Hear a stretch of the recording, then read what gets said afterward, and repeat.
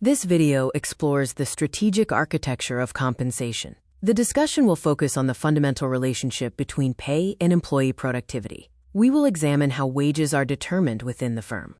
So here is the big question in labor economics. Employers want to maximize profit, and workers want to maximize their own personal utility, their pay, their leisure, their well-being. These two goals do not automatically align, and that conflict sits at the heart of something called the principal-agent model. In this model, we have two parties. On one side is the principal, that is, the employer. The principal's goal is straightforward: maximize profit. They want workers to be as productive as possible, at the lowest possible cost. On the other side is the agent, that is, the employee. The agent's goal is to maximize their own personal utility, which means they care about their wages, yes, but also about how much effort they have to put in, their comfort, and their free time. Now here's where the problem really begins: the information asymmetry gap. The employer cannot perfectly observe how much effort the worker is actually putting in, day to day. They can see outputs to some extent, but they cannot watch every move a worker makes, every decision, every moment of slack. At the same time, the worker cannot perfectly guarantee that they will always deliver maximum effort. Life happens, motivation fluctuates, and workers have their own private information about their own ability and intentions that the employer simply does not have access to. This gap in information, where one party knows more than the other, is what we call asymmetric information, and it sits right between the principal and the agent. This brings us to the central question shown right at the bottom of this diagram. How do we align these opposing forces without constant, costly supervision? Because the obvious solution, just watch every worker all the time, is expensive, impractical, and destroys workplace trust. So firms need smarter tools. They need to design compensation systems and contracts that naturally encourage workers to act in the firm's interest, even when no one is watching.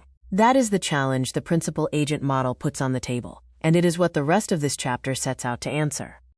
To address the principal-agent problem at the workplace, the contract between employer and employees should be self-enforcing.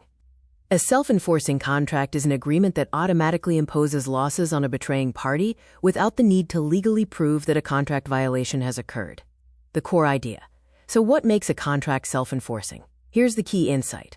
An implicit contract is only self-enforcing when both parties stand to lose if the relationship ends. Think about it this way. When an employee is working for a firm, there are two important numbers to keep in mind. Number one, the marginal revenue product. Basically, how much value that employee generates for the firm. This is higher than the wage being paid. Number two, the alternative wage, what the employee could earn somewhere else, their outside option. The wage the worker actually receives sits right in between these two values. The shared surplus, that gap, between the employee's value to the firm and their outside option, is called the shared surplus. And this shared surplus is split into two parts. The employer loss if terminated. The firm loses the productive value of that employee. The employee loss if terminated. The worker loses the premium wage they enjoy above what they could get elsewhere. Both sides have skin in the game. Here's where it gets really interesting. Because both sides stand to lose, neither side has an incentive to break the deal. The employee doesn't shirk, because if they get fired, they lose that wage premium. The employer doesn't cheat the worker, because if the worker walks, the firm loses a valuable asset they'd have to replace. As the key takeaway on this slide puts it, if one side takes the entire surplus, the other has zero incentive to maintain the contract. In other words, the contract only stays intact as long as the surplus is shared. Greed destroys self-enforcement. This is why firms that pay above-market wages, what economists call efficiency wages, tend to get more loyal, more productive workers. The higher wage isn't charity. It's strategy. It creates a surplus worth protecting.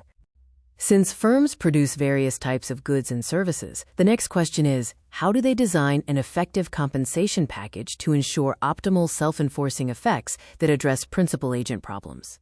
Strategic compensation involves deliberately tuning three levers: the basis of pay, the level of pay, and the sequence of pay. This ensures the firm attracts the right workers and extracts optimal effort. We will discuss this topic in the next video. In the meantime, don't forget to subscribe, like, and share the video.